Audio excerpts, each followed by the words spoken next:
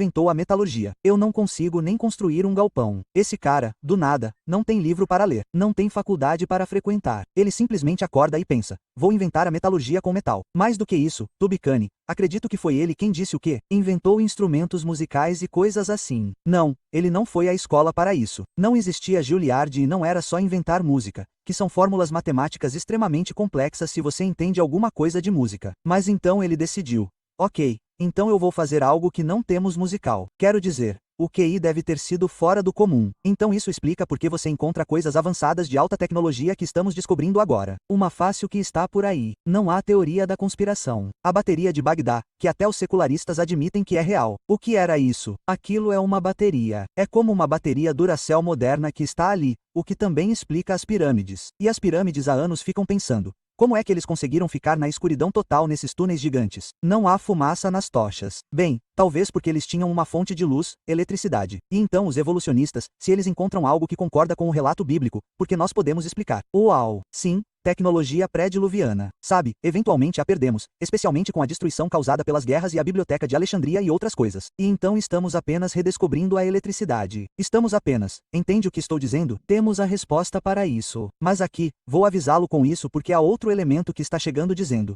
sim, havia gigantes e eles estão escondendo isso de nós. Sim, encontramos material de alta tecnologia, mas o inimigo é muito esperto. Aspas. O que você deve dizer é, e isso concorda com o relato bíblico, somente a Bíblia dá a resposta porque encontramos gigantes e maquinário de alta tecnologia enterrados na terra. Isso deve ser da Bíblia. Porque quando você vê isso, pensa: ah, essa Bíblia realmente é verdadeira. Talvez eu devesse começar a lê-la. Aspas. Certo, então, eles não querem isso. Mas ouça, então o próximo, e eles já estão preparando você para isso. E eu só digo isso para avisá-lo. Então, digamos que seja revelado. Trump força o Smithsonian a revelar o que eles estavam escondendo. Vou apenas avisá-los. Não estou dizendo, assim diz o Senhor. Vou avisá-los. Vocês sabem o que eles vão dizer? Alienígenas. Isso mesmo. Eles não vão dizer: ah, a Bíblia está certa. Leia a Bíblia. Os cristãos estiveram certos esse tempo todo. São alienígenas. Eles vão dizer que alienígenas são um deles. É panspermia. Veja, isso é a prova de que eles vieram aqui e modificaram geneticamente o homem primitivo. E é por isso que ele tinha uma cabeça realmente grande. Ele era gigante, certo? E não estou brincando. Mas a pessoa comum que não conhece a Bíblia, que é um monte, infelizmente, e que já acredita em alienígenas, eles vão engolir isso na hora. E aqui, estou apenas avisando. Acredito que se isso acontecer, o inimigo vai muito rápido levar as pessoas mais uma vez na direção errada. Sim. O grande engano. Também direi que, estou trabalhando em um projeto há um tempo e o que consegui fazer foi baixar, o que levou muito tempo, e encontrar todos os relatórios arqueológicos do Smithsonian de 1849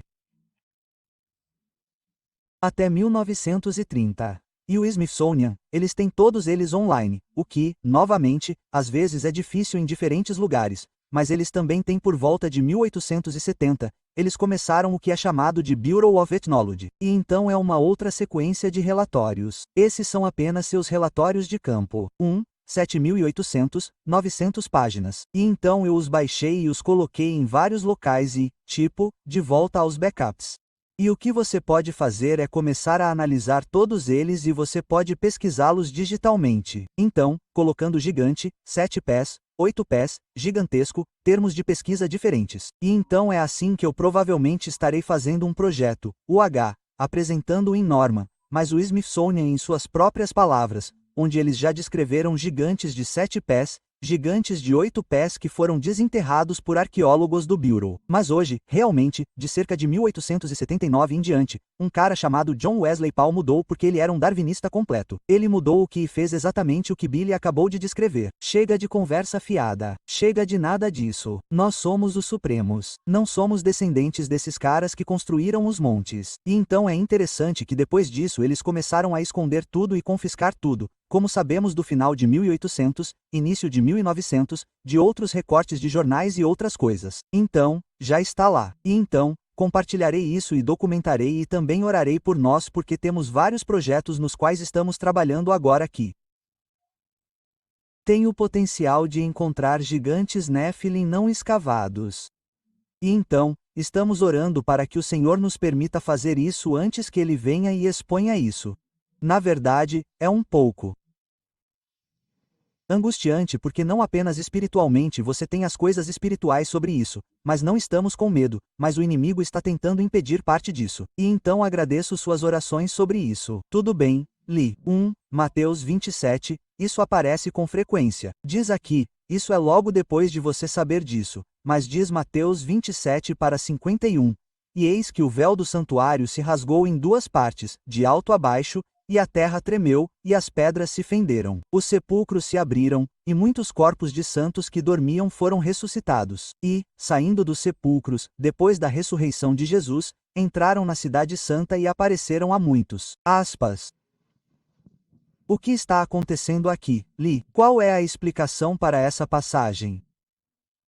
Bem, eu acredito que os túmulos literalmente se abriram e que os homens que adormeceram no Senhor Jesus saíram de seus túmulos e andaram entre a humanidade.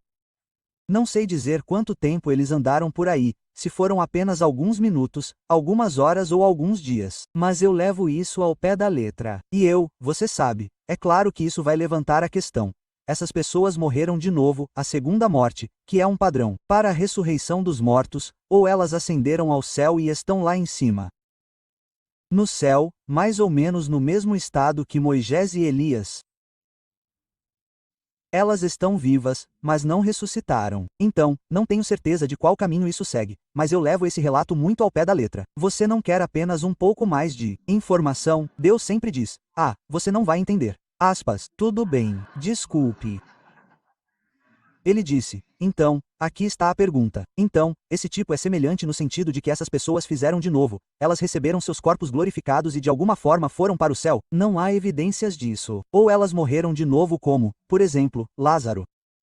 Diz. Você pode argumentar que as duas testemunhas são Elias e Enoque com base em Hebreus 9:27 da manhã, que diz, está ordenado aos homens morrerem uma só vez. Aspas, vá em frente, Li, você pode começar de novo se quiser. Acho que isso é um mal entendido de Hebreus 9:27 da manhã. Em Hebreus 9:27 da manhã, acho que a verdadeira mensagem aqui não é que todo homem tem que morrer uma vez e ninguém pode morrer duas vezes. A verdadeira mensagem é que se você morrer em seus pecados, não há uma segunda chance. Porque o fato é que todos que foram ressuscitados dos mortos no Antigo Testamento ou no Novo Testamento, morreram mais de uma vez porque foram trazidos de volta à vida e terão que morrer uma segunda vez. Isso também é um fato. No arrebatamento, haverá uma geração inteira que não morrerá. Agora, se todos nós tivermos que morrer, o arrebatamento ficará muito feio antes de se tornar muito glorioso, porque todos nós iremos até cerca de 1 quilômetro de altura. O Senhor nos jogará sobre as pistas dos aeroportos e sobre as rodovias e todos nós seremos esmagados antes de ressuscitarmos dos mortos. Então, não precisamos morrer uma vez. Então, será um momento glorioso. Sim, amém. Isso seria desencorajar uns aos outros com essas palavras? Essa é a nova tradução ou, sim, é onde eu estava. Só checando. É aqui que... Eu acho que o contexto, como Billy disse, você pode ler uma passagem e pensar, olhe para isso, todo mundo tem que morrer. Aqui está. E nós fazemos dessas coisas um padrão ou uma regra que não pode ser quebrada. Mas então o que isso transmite é bem, novamente, como Lee mencionou, e todas essas outras instâncias que agora são exceções. E lá se vai toda a geração do arrebatamento. Bem rápido, cara, estou feliz que você disse isso. Isso é Deus. Da última vez que verifiquei, ele é Deus. E é ele que estabelece as normas. Mas como Deus, o Criador do universo, se ele quiser substituir e fazer qualquer coisa, ele é sobrenatural.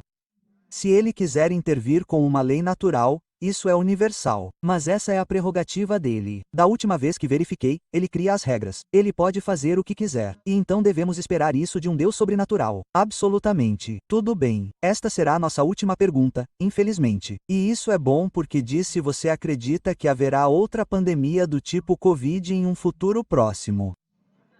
Diz opa, esqueci da gripe aviária. Certo. Se tal pandemia ocorrer, como a igreja deve reagir ou responder? Então temos duas coisas aqui. Acreditamos que haverá outra pandemia? E em segundo lugar, se for esse o caso, como a igreja deve responder? Podemos começar e ir até o fim. Ir para Los Angeles. Alguma ideia? Quantas pessoas acreditam que a primeira coisa do Co foi uma farsa completa? Aqui vamos nós. D é acento circunflexo é M uma salva de palmas. Sério, vamos ouvir. Obrigado. Quer dizer, e o que era? Você sabe, era tudo medo. Nós vamos conseguir. Nós vamos. Não tome hidroxicloroquina, sabe? Certo, certo. A coisa toda. Quer dizer, foi uma farsa. Foi uma farsa absoluta. Minha opinião é que com esta administração, de jeito nenhum. Agora, mas quem sabe, tudo pode mudar e pode mudar num piscar de olhos. Basta olhar para a Síria. Assad foi embora e os açougueiros estão lá da noite para o dia. Assim. Então, você sabe, tudo pode acontecer. Mas isso não me surpreenderia. É só o que eu acho. Não me surpreenderia nem um pouco.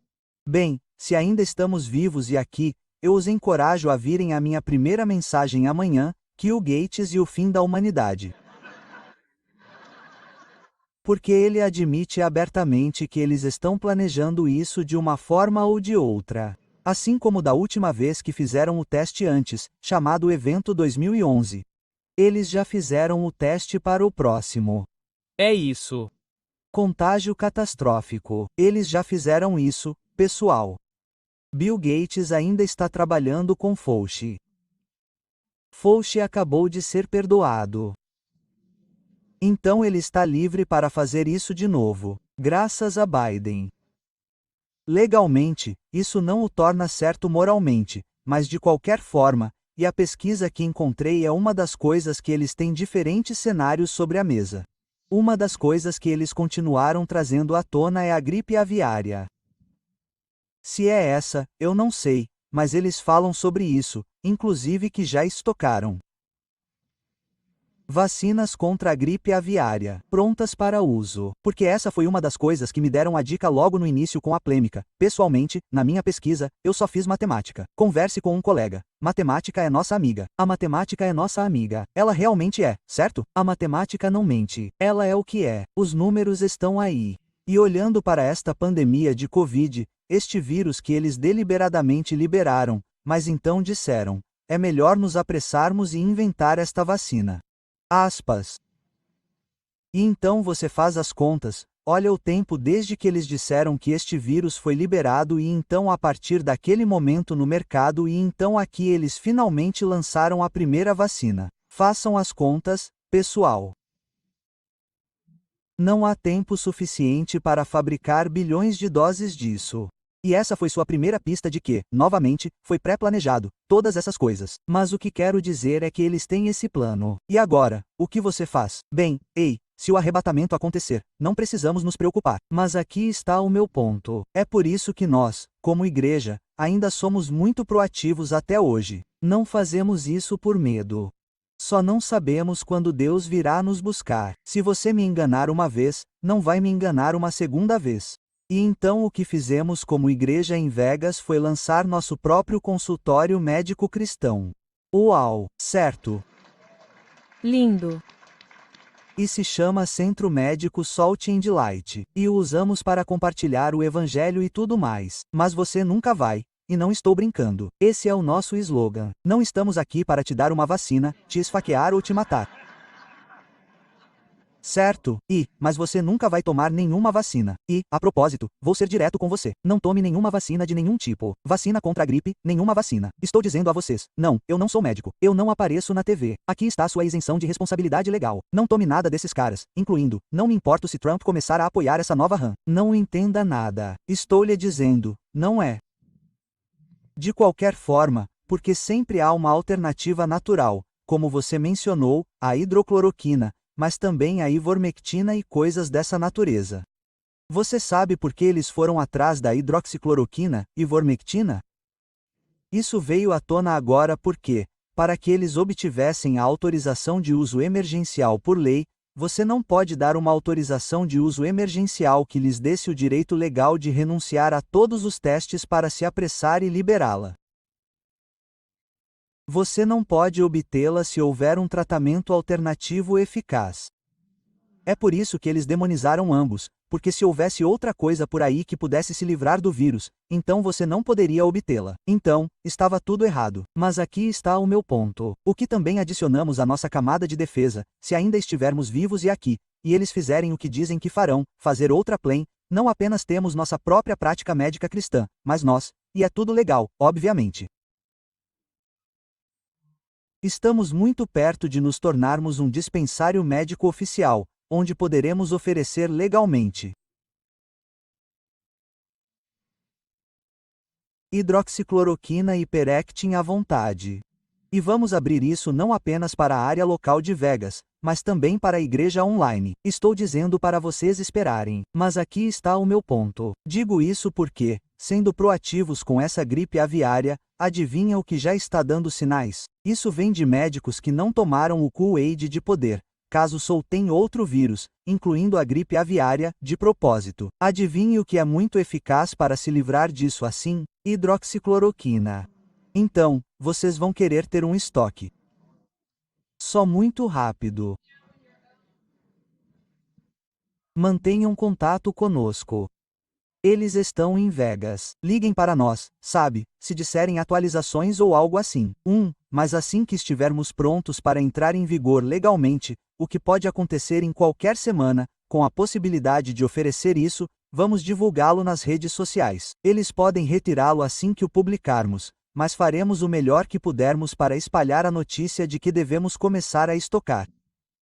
Apenas 2 pensamentos rápidos que algumas pessoas ignoram quando entram nesse cenário maior das doenças, das vacinas e coisas assim. Na verdade, o Estado Profundo estava trabalhando em 2 programas distintos ao mesmo tempo. Há todo um programa de despovoamento no qual estão trabalhando e, ao mesmo tempo, estavam trabalhando em tecnologia para transhumanismo e manipulação genética. E acho que um experimento com cobaias estava sendo feito em pessoas. É por isso que alguns lotes tiveram muito poucos efeitos colaterais e outros lotes tiveram uma quantidade enorme de efeitos colaterais. Eles estavam testando dezenas de tecnologias diferentes para a entrega do mRNA no corpo humano. E algumas delas funcionaram muito bem e outras funcionaram miseravelmente. E agora eles sabem. Sim, amém. Tudo bem. Obrigado, pessoal. Nos vemos de volta às 6h45 da manhã depois.